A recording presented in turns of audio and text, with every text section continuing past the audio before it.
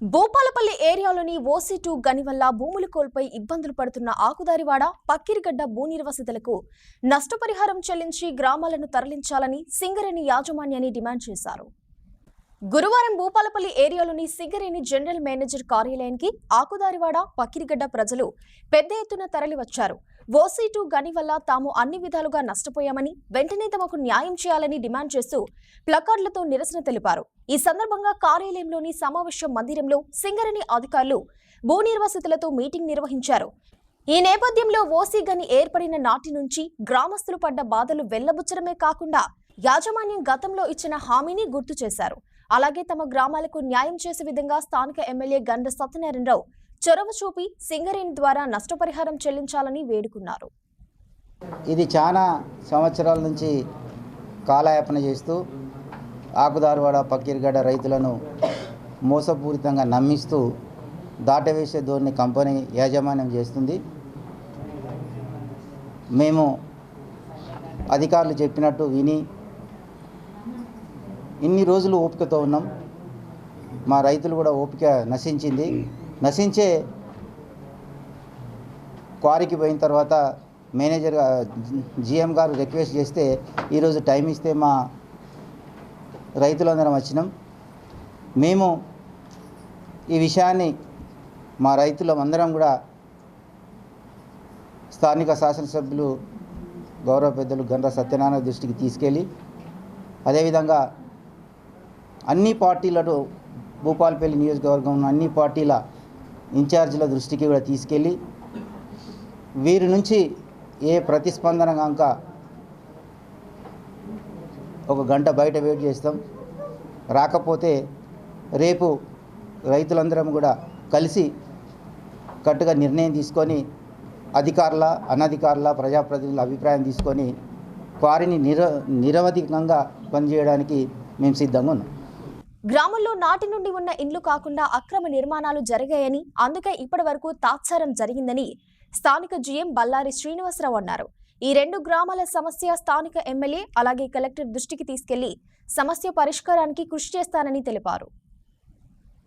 పక్కిరిగడ్డ ఆకుదారి వాడి ఈ విషయమై మొన్న ఆందోళన చేపట్టిన విషయం మీకు అందరికీ విదితమే.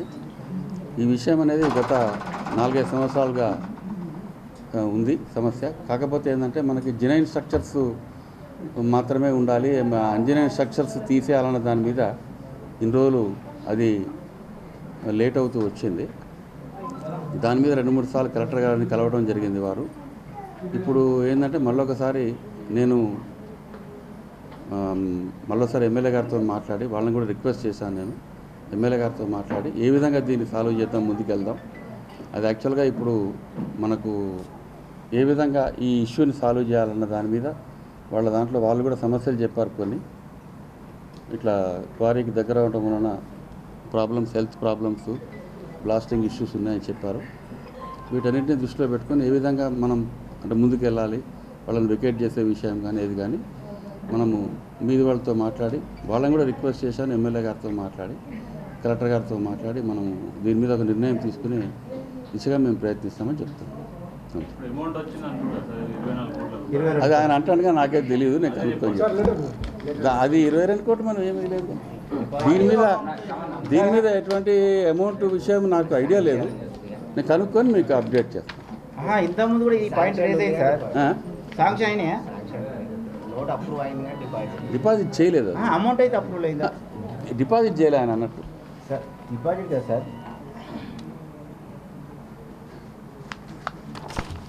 ఇది అప్రూవ్ అయినట్టు కాదుగా. అయింది సార్. నోట్ అమ్మా ఇది. అన్ని చైర్మన్ కూడా అయింది సార్. ఇది ఇస్తేనే మేము పోతామన్నా. అప్పుడు మనం వచ్చినప్పుడే చూసాము, రాకముందే అది పైలు పక్కన అది సింగరేణికి దాటా అది రాకుండా మమ్మల్ని ఇట్లా పట్టుకుంటే అరెస్ట్ చేయరు. అది అది కంపెనీ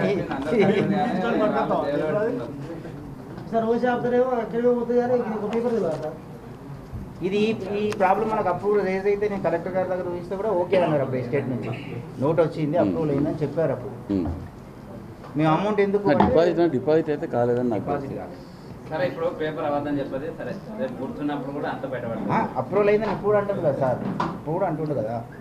ఇప్పుడు మీటింగ్ పెట్టుకుందాం, ముందు ఎమ్మెల్యే గారితో మాట్లాడి రిక్వెస్ట్ చేసి మనం అర్జెంటా? మీద కూడా మాట్లాడాలి కదా విషయం, మాట్లాడాక చెప్తాం.